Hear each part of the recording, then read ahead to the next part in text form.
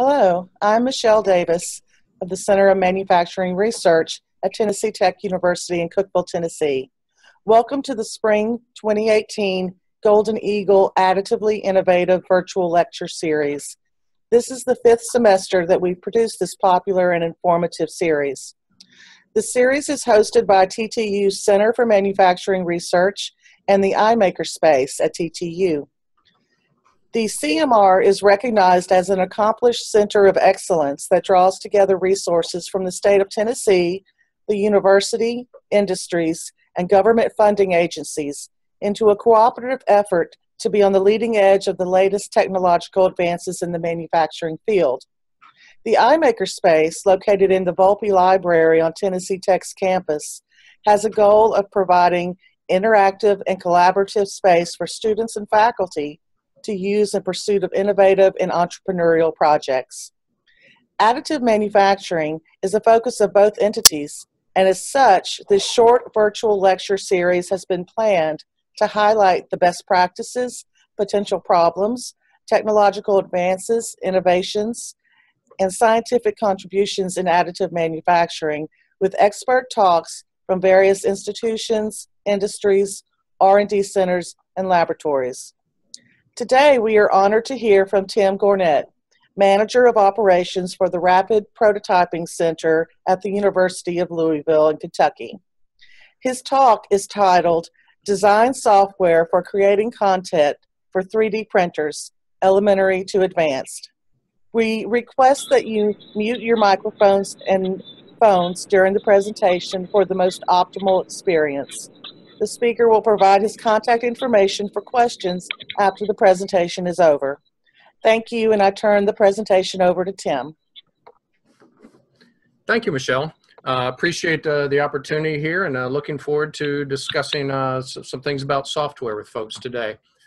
Just as a quick agenda, well, what we really plan to take a look at today. The first thing is who are really trying to talk to. We've given some talks on this. Mainly the K through 12 educators and students, people that are generally not used to CAD, as well as other makers and even folks in college that are not used to traditional CAD, but may have a need for 3D printing and really need to be able to generate some content for that.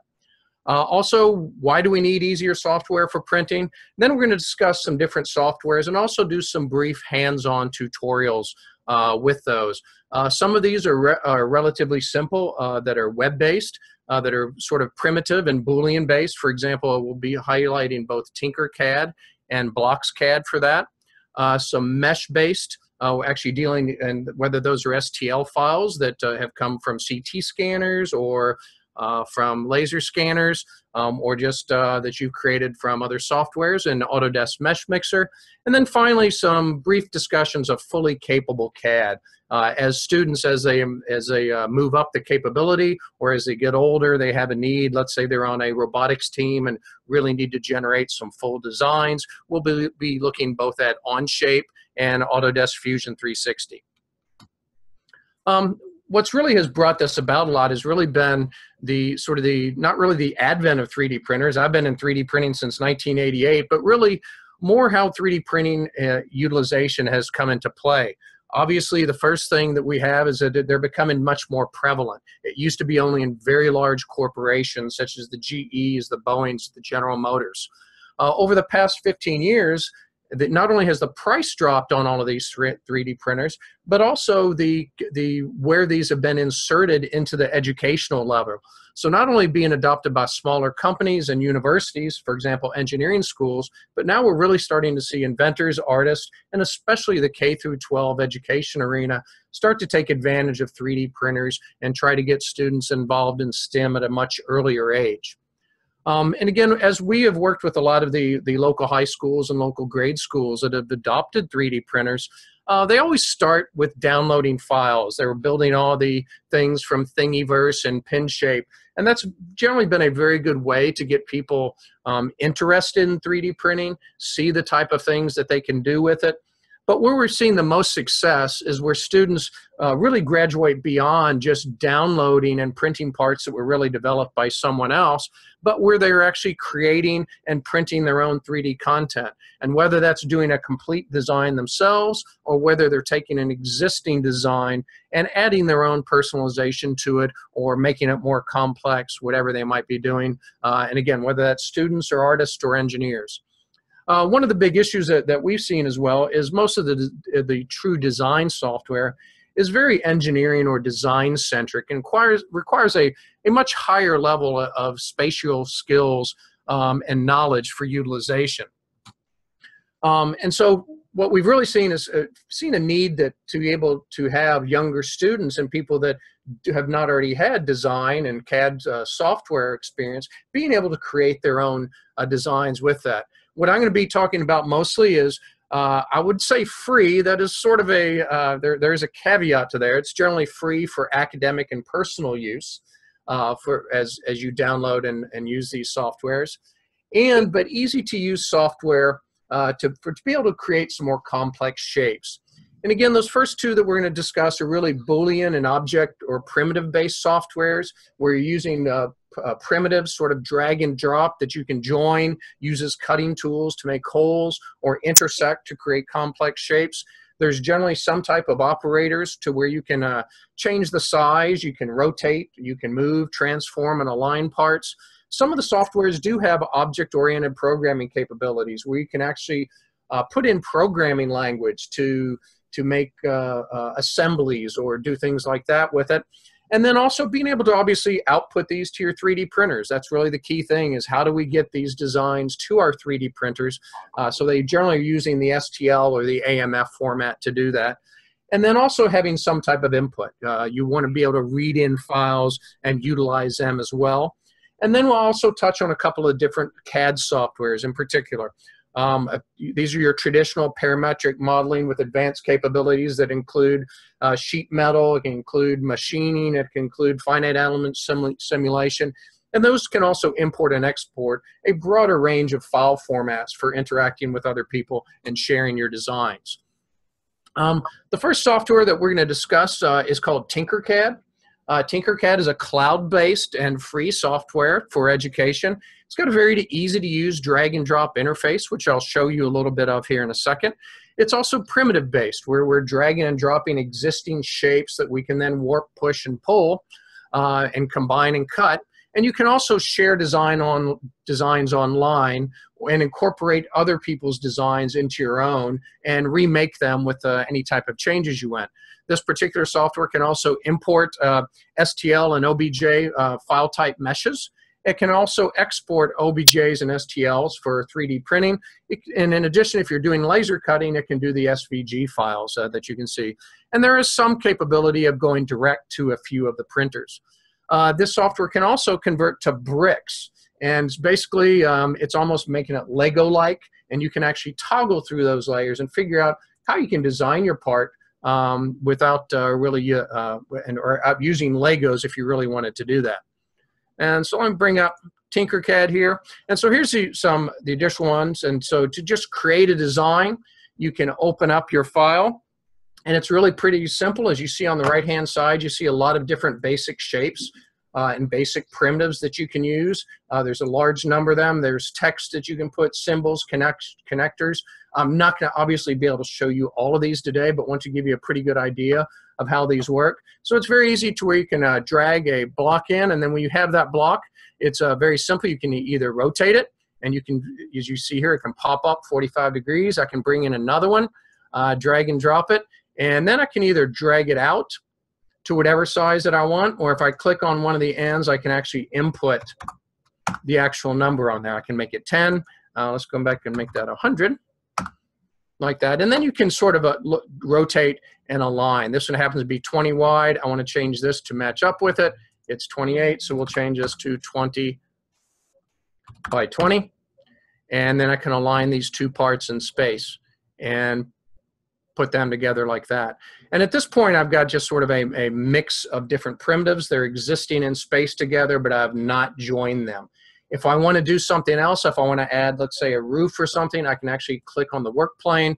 I can put the work plane on the top of the part, and then I can drag a part onto there and do the same thing. I can start aligning parts and either do that by using your mouse to put something on there. If I want, again, let's go ahead and put a roof on top of that. And then I can sit there and it's, you see it's already aligned. I can center it. If I want to put in a hole, then you have other opportunities for doing this. And if you notice here, as you look at all these shapes, I can have box and cylinders, or as I drag in a complex shape. So I'm going to put the work plane back onto the bottom, and let's cut a hole through the center of this here. And I'm going to sort of drag it and change the size of it, and then bring it back to the middle. And then I can extend it upwards as well if I want to. And at that point, I can take and I can select all the parts and combine them. And at that, when you look at this now, it has taken that design, it has taken and the parts that I have had as holes, it's actually cut a hole through the part, it has combined these parts. And if you ever want to go back, you can come back here and ungroup and make modifications. Excuse me. In this case, I can go back if I want to put some text on that surface. I can drag the text over to the part. I can then change the size of it. I'm going to say, let's call this the SS Minnow. And then I can change the size of that. Drag it in. And at that point, I can either leave it as where it's embossed. If I want to make it smaller, I can drag it in like that. And then I can, again, take all of the parts and join them together. And so here now, I now have a part that if I wanted to go out here and output this, I can literally just say export, and it would kick that off as an STL file and download it to your computer for that. The next software we want to look at is excuse me, is the, oops, got one mixed up, is BlocksCAD. And BlocksCAD is actually one that is another that is cloud-based and free. It is based on something that people might be familiar with if you were ever familiar with SCAD, which was a text-based where you programmed it to create your shapes. It was did not have a graphical universal interface, user interface, but the BlocksCAD does. And it is block-based programming. You could add comments, you can do shapes and operators, you can use both 3D primitives, as I'll show you, as well as 2D cross-sections. It has logic and programming built in, and it's very good for also for importing and exporting STL files. And this, again, is also just web-based. Here's BlocksCAD again. I can go to Create Now. And you can see this one does not have the drag and drop per se of the individual primitives, but again, I am creating them from shapes that you might see here. And I can do that a number of different ways. In some ways, if I want to create a cylinder, I can come in here and just click on the cylinder. I can give it a radius. I'm going to make it 2.5 by 2.5 and leave it at 10. And I can make sure that it is centered. And then I can come down here and render it, and now it will show me my part on here that I have. If I want to move this up in the Z direction, let's say, so it is above the work plane, I can come in here to Transforms, I can come to Translate, and then I hook it together as a block from that, and I can change the Z value. And again, I have to hit render every single time, but you can see that I've moved it up in the Z direction, and I'm going to move it out in the Y direction as well to get it away, because I'm going to show you how to use some of its other programming. So now what I want to do, I want to rotate it, but I want to make multiple instances of it. So I can come up here and do a rotate. I can change the value because I'm going to rotate about Z. So I can actually go to my math from here, and I can say, you know, what do I want to do? And I'm going to put this in here under rotate. That's going to be in the Z.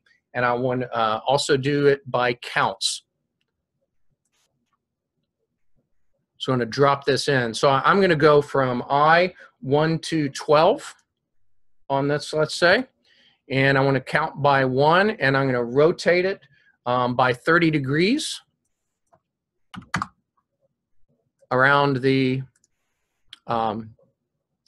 z-axis there.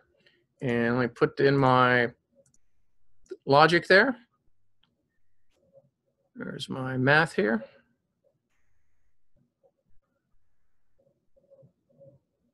And thought I had it there. Let me see if it'll take that back. I. Sorry about that. There we go.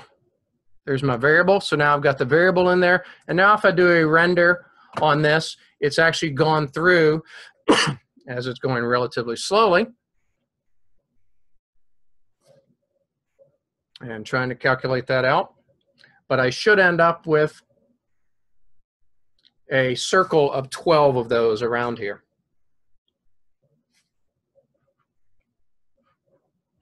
And obviously, since this is all done on the cloud, sometimes you do have to wait a little bit as it calculates that.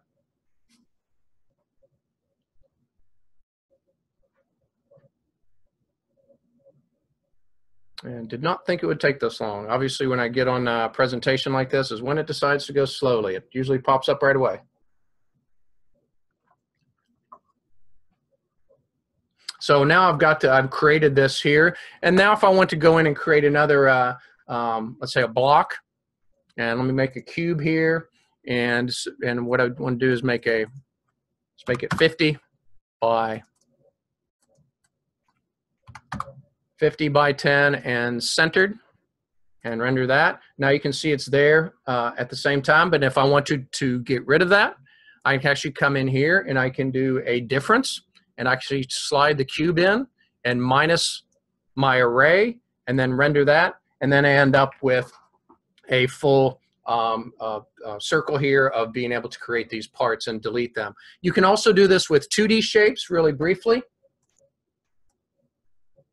We can come in here and so I'm going to delete all those, re-render it, and you can actually go to 2D shape. So I can create a 2D square that is 10 by 10 and centered and render that so you can see this is 2D. I can also end up doing operators on these. I can create a 2D circle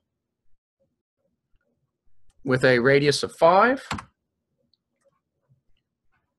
And if you notice, that will now be sort of in that same place. I'm going to translate that circle.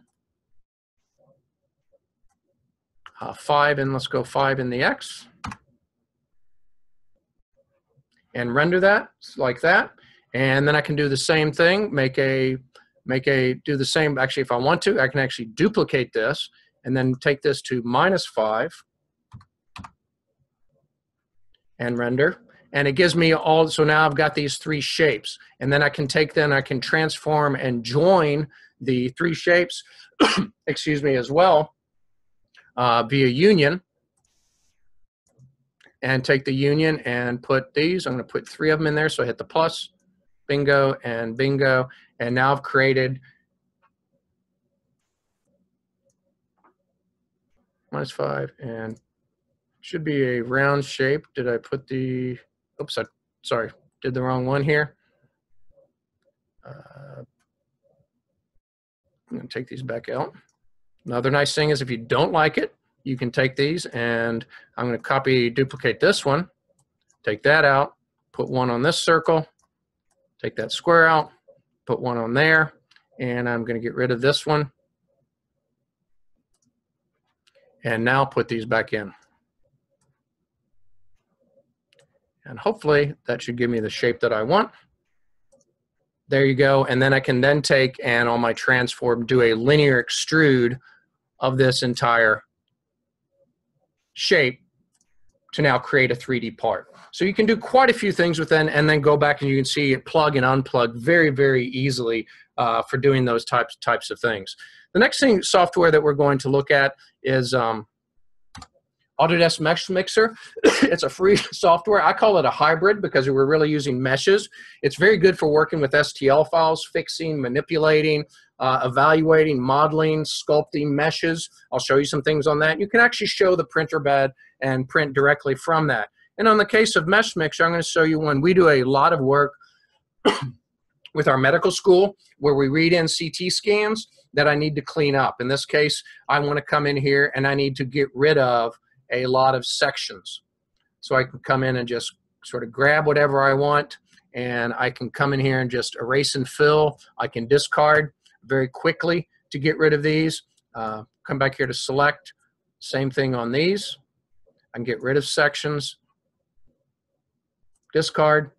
There's other things over here. Again, same thing. I'm going to try to clean these up, sort of show you very quickly what you can do with this.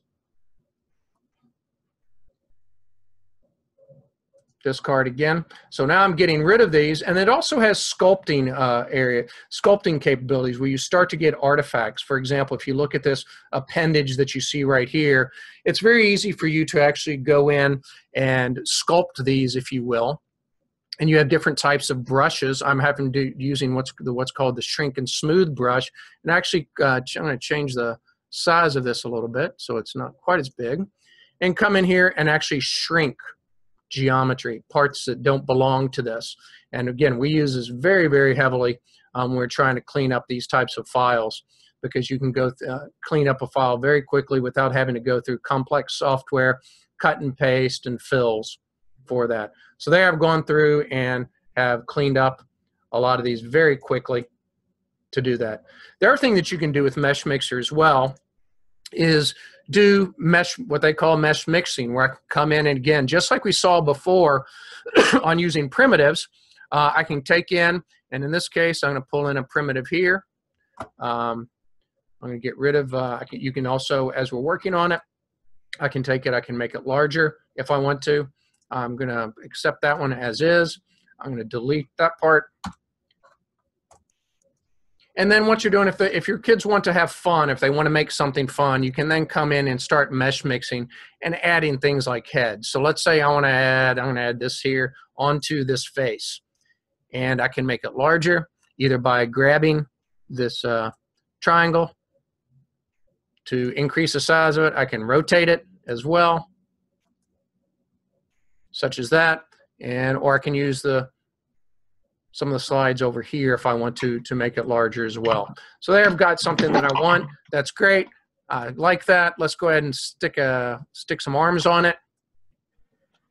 Let's grab this arm. I worked out this morning. So see, we can make this look like, rotate it around however we might want it to be. If we need to move it around, we can grab that center and move it around as well. And you can accept that, and then we're going to add another one to that. Let's add this one to the other side. Same thing. Let's increase the size of it to make it the same. Rotate it around. We've got that ready to go. That one's a little bit larger, so I'm going to make that one a hair smaller for that. And if we want, we can go ahead and let's see if, I don't even know if they have any tails on it. Let's see what they might have here under miscellaneous. Actually, yes, they do have something we can use as a tail. So we can grab that, put that on the back, change the size of it, and then we're ready to go. At this point, this is a complete file, an STL file that we can then write out to another software for that. So this is a good way for you to play, for you to take existing meshes, change them around, push, pull, but again, it is not CAD based. There is really no true dimensions to it per se that you can edit. It's all just off the particular mesh from that. The next one that we're going to talk to now is getting into a little bit more of your traditional CAD products. And there's a lot of things going on in CAD today, including completely cloud-based modelers. There's one in particular called OnShape. It was created by the founder of SolidWorks after he sold his company to Dassault. And it is free for students and educators as well as hobbyists and makers, as long as it's not funded work. It is completely cloud-based, so all of your information is stored in the cloud, which some people may or may not like. The good thing about it, it is accessible from pretty much any device that you might have. So any device that has a browser. You can use it on any PC, you can use it on Macs, you can use it on tablets, Chromebooks. I can even run it on my smartphone.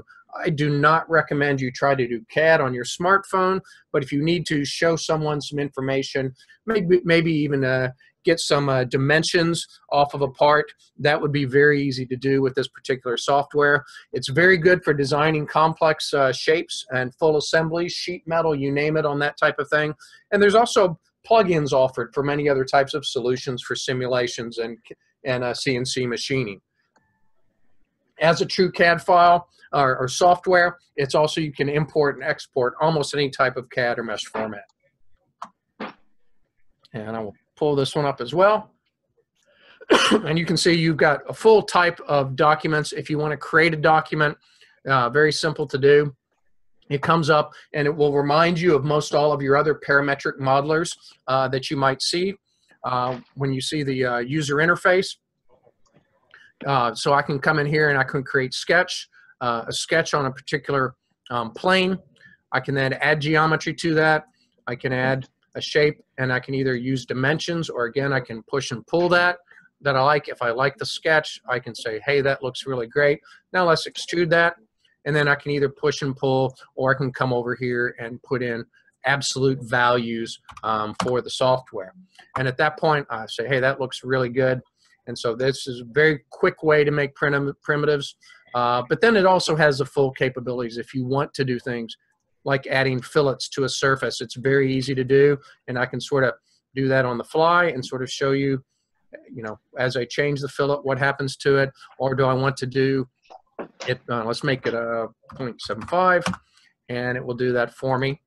And then I can also create sketches just you had before and create geometry. I can highlight certain lines. So if I want to get both center points of these two lines, it will find it, and I can create a circle from that and come back in and extrude that through the part, either, you know, whether it's going to be add, remove, intersect. Here I'm just going to happen to remove it. I'm just going to take it through the entire part.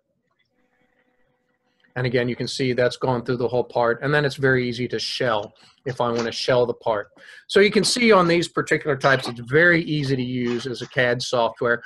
And it is all cloud-based. It's also good to be able to share information. I can very easily share these designs with other people that are on OnShape, and we can collaborate on assemblies with it. The final software I want to talk about is Autodesk Fusion 360. I do have all the links that will be available. This is also free for students, educators, and small companies. It is a cloud-enabled CAD CAM that is still running locally, but your information is stored on the cloud. And it is a full parametric solid modeling system with simulation and with machining, again, targeting your engineers and designers. And again, just as you saw before, it's the same type of thing where I need to, if I want to create a sketch, I've got that, and I'm basically going to do the same type of thing. If I want to create a rectangle, again, not to bore you with the same thing. I can create that rectangle. There it is. I can create that very easily. Take that and then create an extrusion from that part, just like you saw before. It's done. You can then come in and modify it again, just like I did before. I can put fillets on individual sides. I can do whatever I want. I can also come through here and modify it if I want to, and shell it. So same type of thing that you can run to. If I want a 3mm shell, it can go ahead and do it. So pretty much just like you saw before. So not that I'm not trying to spend time on Fusion 360, but it is pretty much has the same capabilities that we had just seen on OnShape. And it's also got quite a bit of other capabilities that are built in and free. Simulation, CAM, and different types of animation and rendering. And finally, to wrap up, as I said, these really, I don't believe, are the only softwares out there. So I don't want to get hate mail from people that say, why didn't I include your favorite software or your software of choice? There are a lot of them out there that are very good softwares that are free. These are ones that I have found online, have given the links for.